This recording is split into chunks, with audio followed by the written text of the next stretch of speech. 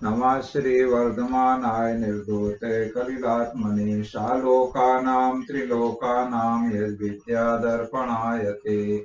अभी हमने चार प्रकार के वैयावृत्ति के भेद समझ लिए, चार दान के रूप में: आहार दान, औषध दान, उपकरण दान और आवास दान। और इन चार दानों में जो प्रसिद्धि को प्राप्त हुए हैं, ऐसे श्रीसेन राजा, वृषभ सेना शेठपुत्री और कौंडेश नाम का ग्वाला और एक शूकर। कल हमने आपको शूकर के बारे में बताया था। तो ये शूकर जो अपने पूर्व भाव में एक देविल नाम का कुम्हार, जो कुम्हार होते हैं ये घड़े वगैरह बनाते हैं मिट्टी के, तो देविल नाम का कुम्हार था ये, और उसका मित्र था धमिल्य नाम का एक नाई। तो ये दोनों ने मिलकर के समाज सेवा की भावना से और एक धर्मशाला बनवाई, और उस धर्मशाला में यात्री आके ठहर जाते थे। तो एक बार एक श्रमण मुनि विहार करते हुए वहां से निकले, और देविल ने प्रार्थना करके और अपनी धर्मशाला में उनको ठहरने के लिए स्थान दिया। मुनिराज वहां ठहर गए। पीछे से धमिल्य नाई जो था, वो एक पारिव्राजक जो अन्य मत के साधु होते हैं, उनको वहां पर ठहरने के लिए ले आया। तो धामिल्य नाई ने और वो पारिव्राजक जो साधु थे, उन्होंने मिलकर के जो श्रमण मुनि पहले से ठहरे थे उनको बाहर निकाल दिया, और मुनिराज अपने शांत भाव से धर्मशाला के बाहर एक वृक्ष के नीचे ठहरे रहे, और उनको रात भर वहां डांस मच्छर वगैरह काटते रहे। उन्होंने समता पूर्वक सहन कर लिया। लेकिन जब ये देविल कुम्हार को पता चला, तो उसने धामिल्य से आपस में विरोध किया इस बात का कि तुमने श्रवण मुनि को बाहर क्यों निकाल दिया, और दोनों में झगड़ा हो गया। और झगड़ा इतना बड़ा, ये दोनों लड़ करके मर गए। और मर करके ये देविल कुम्हार जो था, श्रवण मुनि की भक्ति जिसके अंदर थी, वह मर के सुअर बन गया। और धमिल्य नाई जो था, जिसने पारिव्राजक को ठहराया था, वो मर के व्याघ्र बन गया।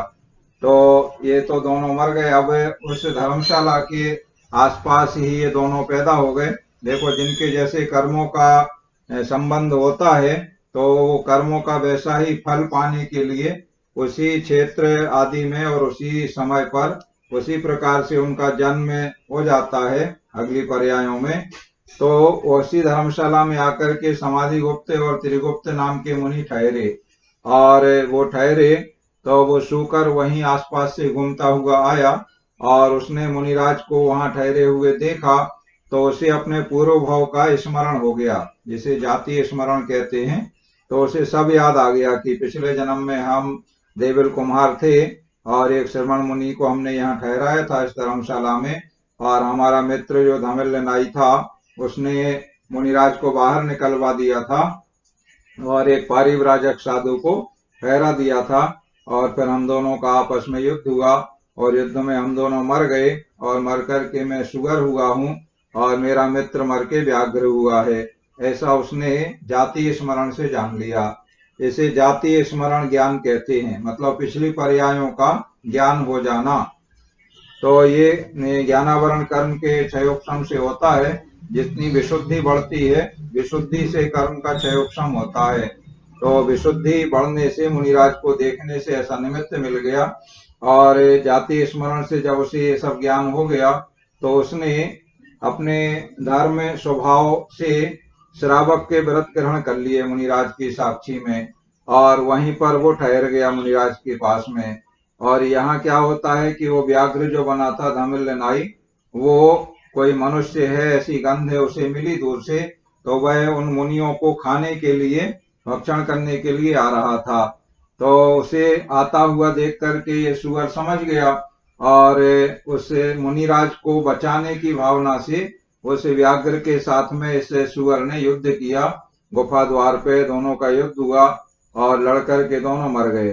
कल ये बात हमने आपको बताई थी। तो ये सुअर मर करके स्वधर्म स्वर्ग में रिद्धियों का धारी देव हो गया, माने देव पर्याय की उसको प्राप्ति हो गई। तो आवास दान का फल इसमें बताया गया है। इसी प्रकार जो उपकरण दान की बात है, चार दान में तीसरा उपकरण दान है, जिसमें कौंडेश प्रसिद्ध हुआ है। तो एक कौंडेश ग्वाला था। ग्वाले जो काम करते हैं प्रायः गाय वगैरह को चराते हैं, दूसरे की गायों को या अपनी गायों को ले जाते हैं और जंगल में उनको चराते हैं। तो एक कौंडेश ग्वाला गायों को चरा रहा था जंगल में और एक वृक्ष के नीचे छाया में विश्राम कर रहा था। तो उसने जब वहां से उठा, शाम को लौटने का समय हुआ, तो उसने देखा कि वृक्ष के ऊपर ऐसा एक कोटर टाइप का बना है और उसमें कुछ एक पुस्तक रखी है। तो उसको उत्सुकता हुई तो उसने उठा करके देखा। अब ये कौंडेश ग्वाला ज्यादा पढ़ा लिखा नहीं था, ज्ञान इसको ज्यादा नहीं था, पढ़ भी नहीं सकता था क्या लिखा है, लेकिन इतना समझता था कि ये पुस्तकें हैं तो इनमें ज्ञान की बातें लिखी रहती हैं। तो ऐसा जान करके उसने सोचा कि मैं तो पढ़ा लिखा नहीं हूँ, क्या करूं। तो किसी जानकार को, पढ़े लिखे को अगर मैं दे दूं तो वह इसको पढ़ेगा और इससे उसे और ज्ञान की प्राप्ति होगी। ऐसी भावना से वह उस पुस्तक को उठा लिया और उठा करके आ रहा था, आगे बढ़ा तो उसे एक दिगंबर श्रमण मुनि, पद्मनंदी नाम के मुनि महाराज मिले। तो उनके उसने दर्शन किए और दर्शन करके अत्यंत प्रसन्न मन से निवेदन किया, बताया सारी घटना कि मैं गाय चरा के आ रहा था, तो वृक्ष के नीचे आराम कर रहा था, उस वृक्ष के कोटर में ये पुस्तक मुझे रखी मिली है। तो आप ज्ञानी ध्यानी हैं, मुनि महाराज हैं, तो आप इस पुस्तक को ले लें, आप इससे ज्ञान प्राप्त करेंगे तो आपका ज्ञान बढ़ेगा और साथ में आपके माध्यम से, उपदेश आदि के माध्यम से अनेक जीवों का कल्याण होगा। तो पद्मनंदी मुनिराज ने वह शास्त्र ग्रहण कर लिया और इस तरह से कौंडेश ग्वाला ने उस शास्त्र का दान किया मुनिराज के लिए। तो वो उपकरण दान में प्रसिद्धि को प्राप्त हुआ है कौंडेश ग्वाला, और इसके फल से अगली पर्याय में वह वहीं पर एक नगर में जो ग्राम प्रधान था, वहां ग्राम प्रधान का बेटा, पुत्र के रूप में उसका जन्म हुआ। और वही पद्मनंदी मुनि उस समय भी थे, जब यह बड़ा हो गया, जवान हो गया, तो पद्मनंदी मुनि को देखा इसने। तो देख करके कौंडेश ग्वाला जो ग्राम प्रधान का पुत्र हुआ है, ये यौवन संपन्न हो गया। तो वही पद्मनंदी मुनि को देख करके उसके लिए पुनः जाति स्मरण हो गया। जिस प्रकार शूकर के लिए जाति स्मरण हुआ था, तो इसे जाति स्मरण हुआ कि पिछले भाव का ऐसे पूरा याद आ गया कि मैं गाय चरा रहा था, ग्वाला था, और वहां पर वृक्ष की कोटर में एक पुस्तक मुझे मिली थी। तो यही मुनिराज हैं, इनके लिए मैंने वो पुस्तक भेंट में दे दी थी कि आप इसको पढ़ करके ज्ञान प्राप्त करेंगे और आपके माध्यम से, आपके उपदेश आदि के द्वारा अनेक भव्य जीवों का कल्याण होगा, ज्ञान प्राप्त होगा। ऐसा जाति स्मरण जैसे ही हुआ तो उसे वैराग्य के भाव उमड़े कि मैं भी ऐसा मुनि बन करके अपना ज्ञान प्राप्त करूं, आत्म कल्याण करूं, और उसने मुनि दीक्षा ग्रहण कर ली। और उस पिछले जन्म में जो उसने शास्त्र का दान किया था, शास्त्र की सुरक्षा की थी, उसके फल से उसका ऐसा ज्ञानावरण कर्म का क्षयोपशम हुआ कि वह संपूर्ण श्रुत का पारगामी हो गया, माने संपूर्ण श्रुत का ज्ञाता हो गया। इस प्रकार से देखो, बहुत पढ़ने से ज्ञान नहीं होता है, ज्ञानावरण कर्म के क्षयोपशम से ज्ञान होता है। ये कर्म सिद्धांत में, हमारे जैन आगम में ये बात बताई गई है कि बहुत पढ़ने से नहीं होता है, बल्कि जितना जिसके ज्ञानावरण कर्म का क्षयोपशम होता है उतना उसको ज्ञान की प्राप्ति होती है।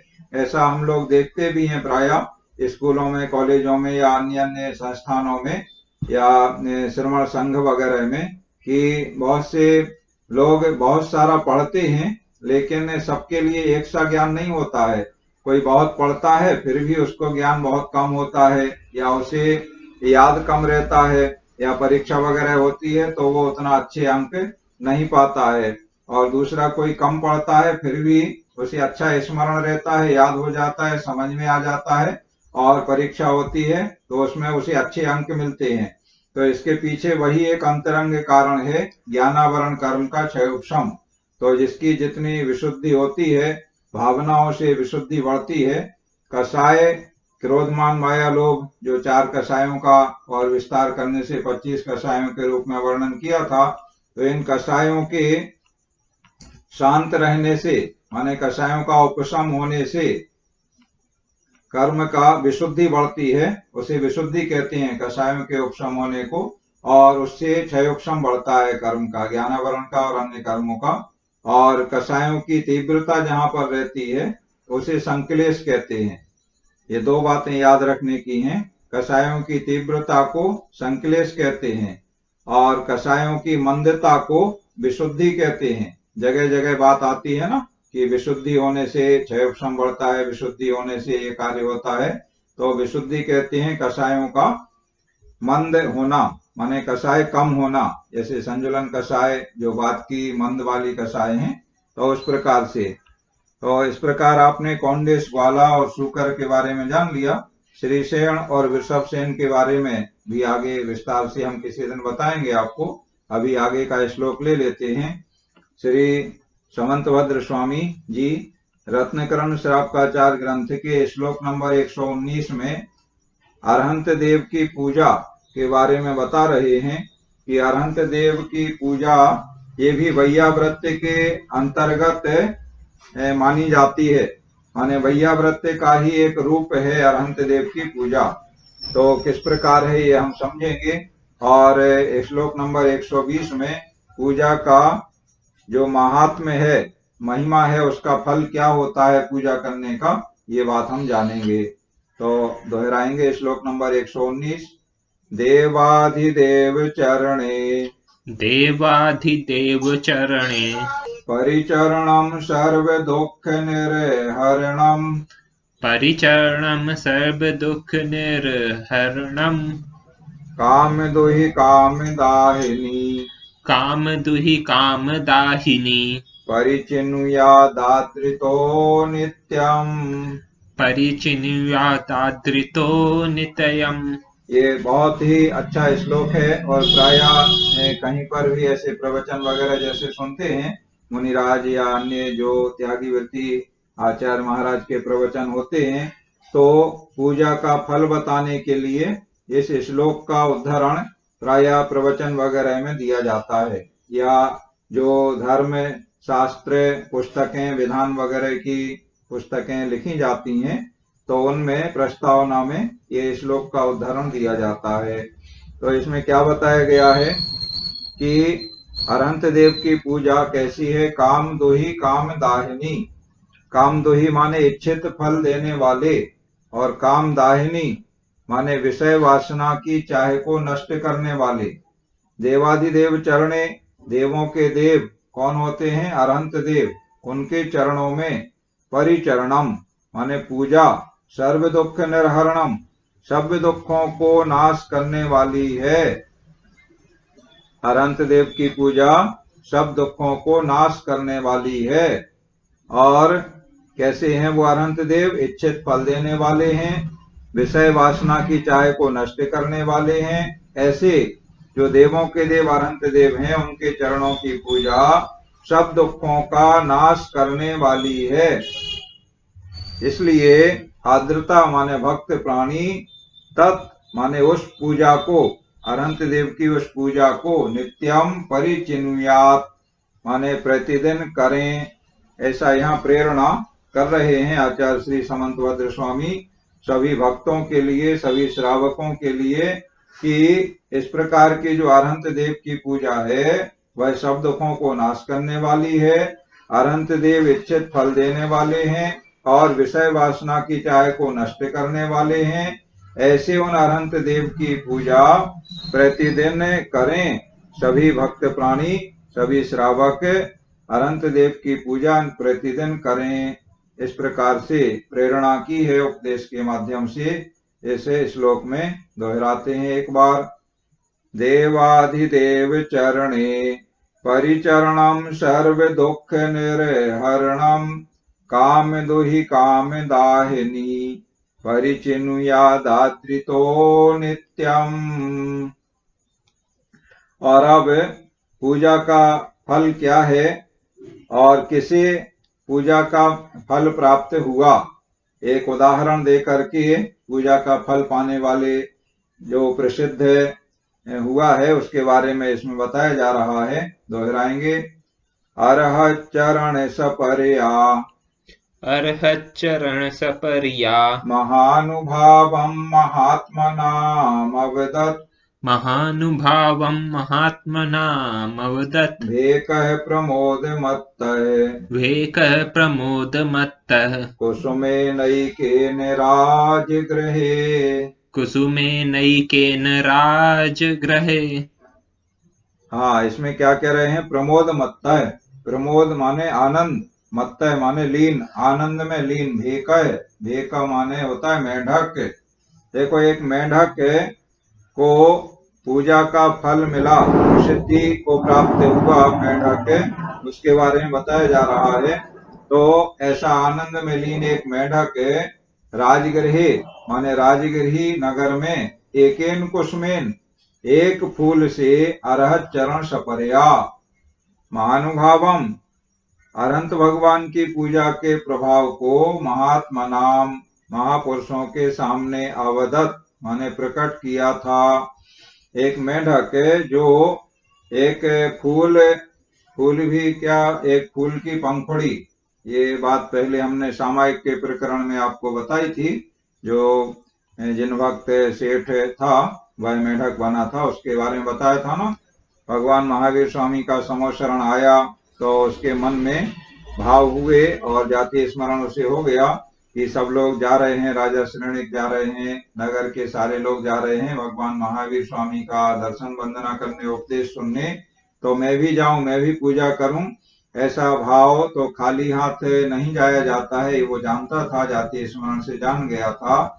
तो एक कमल पंखुड़ी को मन में लेकर अपने मुंह में दबा करके चल दिया। तो एकेन कुसुमेन माने एक फूल से, उसी कमल पंखुड़ी को यहाँ एक फूल कहा है। तो राजगृही नगर की ये बात है।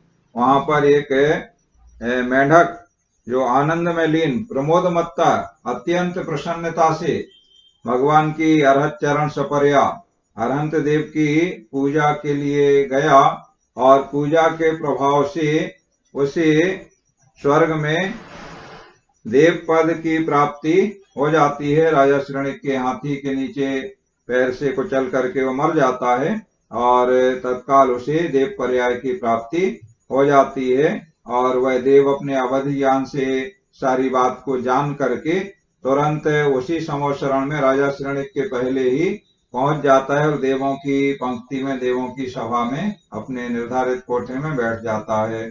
तो इस प्रकार से उस मेढक ने उस पूजा के फल को, अरहंत देव की पूजा के फल को सभी सभा में माने समोशरण में प्रसिद्ध किया था, प्रकट किया था। जब राजा श्रेणिक ने भगवान महावीर स्वामी से विनय पूर्वक प्रश्न पूछा कि एक देव ये दिख रहा है और इसके मुकुट में मेढक का चिन्ह बना है, तो कोई विशेष कारण है, इसकी शोभा विशिष्ट दिख रही है इस मेढक के जो चिन्ह बना है ऐसे मुकुट की और इस देव की। तब भगवान की वाणी में सारी बात आई और 12 सभाओं के, 12 सभाओं के सभी श्रोताओं ने अरहंत देव की पूजा के फल को सुना भगवान महावीर स्वामी और गौतम गणधर के मुखारविंद से। तो इस प्रकार से पूजा के महिमा को प्रकट किया था किसने? एक मेढक ने। तो वह मेढक पूजा के फल पाने में प्रसिद्ध हुआ। इस प्रकार से पूजन की महिमा और उसका फल किसे मिला, ये बात इस श्लोक नंबर 120 में बताई गई है। श्लोक दोहराते हैं। अरहत चरण सपर्या महानुभावं महात्मनामवदत् भेकः प्रमोदमत्तः कुसुमेनैकेन राजगृहे।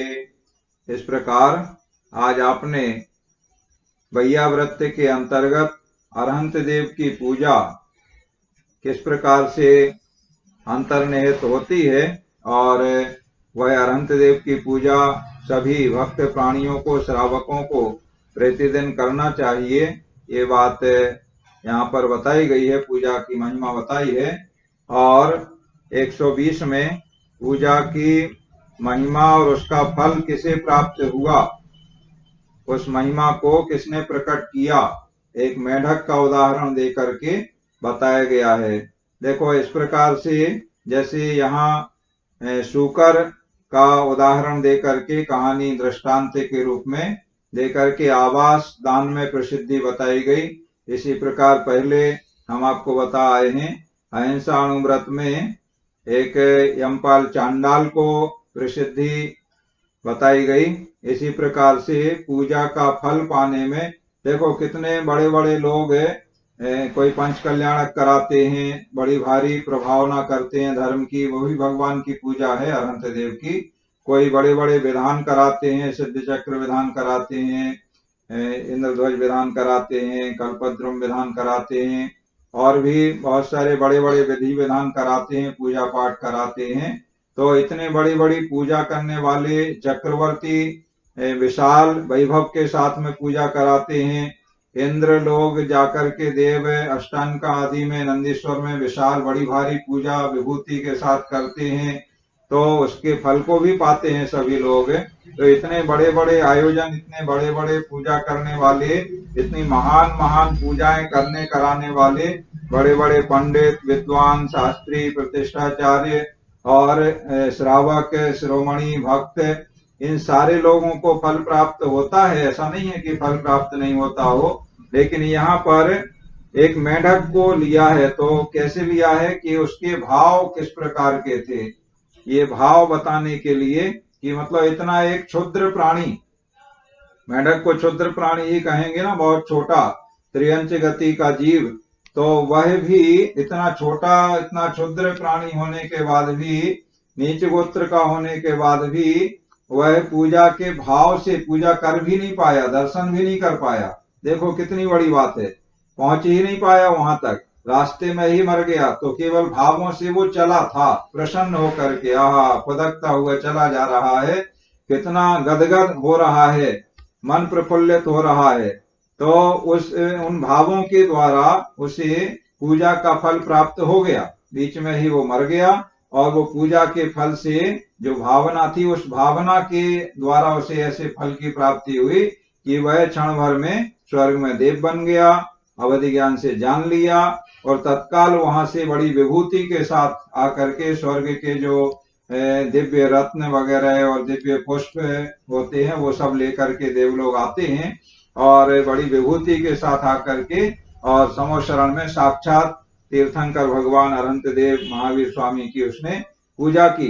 तो इस प्रकार से उसको प्रसिद्धि एक मेंढक को प्राप्त हुई, ये पूजन का फल बताया है। तो जब इतना क्षुद्र प्राणी इतने महान फल को पा सकता है, तो हम मनुष्य हैं, हम तो अच्छे बड़े अच्छे विशुद्ध भावों से और बड़ी बड़ी महान पूजाएं करते हैं, प्रतिदिन करते हैं, तो हमें क्या फल नहीं मिलेगा? अवश्य मिलेगा। ये बात यहाँ पर हमें समझ लेना चाहिए, और बड़े भक्ति भाव से प्रतिदिन अरहंत देव की पूजा करना चाहिए। और पूजा का मतलब अब आप इससे समझ ही गए होंगे कि एक कमल पगफड़ी चढ़ा करके भी पूजा हो सकती है, जो वो लेके जा रहा था, और नहीं पहुंच पाए तो भी पूजा का फल मिल जाता है। तो बात क्या है यहाँ विशेष, कि भाव हमारे उस प्रकार के होना चाहिए, प्रसन्नता और भाव, हम कैसे भावों से कहाँ पर जा रहे हैं, क्या कर रहे हैं। क्योंकि आचार्य कुमुदचंद्र स्वामी ने कल्याण मंदिर स्तोत्र में कहा है कि अस्मात् क्रिया प्रतिफलंती न भाव शून्या, बिना भाव के की गई क्रियाओं का कोई फल नहीं होता है। इसलिए भाव प्रधान होती है सारी क्रियाएं, सारी बात। तो अपने भावों की विशुद्धि से हम कोई भी कार्य करें, चाहे अपना घर परिवार का या व्यापार का या अपनी नौकरी का, सेवा का कोई भी कार्य करें, तो उसमें हमें मन से जोड़ना चाहिए, तभी उस कार्य में सफलता हमें मिलती है। जैसे अरहत पूजा का फल भावों के द्वारा प्राप्त हुआ, ऐसे ही संसार के समस्त कार्यों का फल, जो भी कार्य है उसमें हम जोड़ते हैं भावों से, तो हमें पूर्ण फल की प्राप्ति होती है। तो विशेष रूप से यहाँ पूजन के प्रकरण में पूजा का फल बताया है, तो हमें प्रतिदिन अपने भावों से पूजा करना चाहिए। इस प्रकार आज की पढ़ाई का कार्य यहाँ पूरा हुआ। कल के लिए हमें वैयाव्रत शिक्षा व्रत की बात पूरी हो गई है। अब 5 अतिचारों का वर्णन कल हम समझेंगे, और 6वां अधिकार संलेखना, समाधि मरण का बहुत सुंदर वर्णन आगे आ रहा है, तो उसे हम अच्छे तरीके से समझेंगे।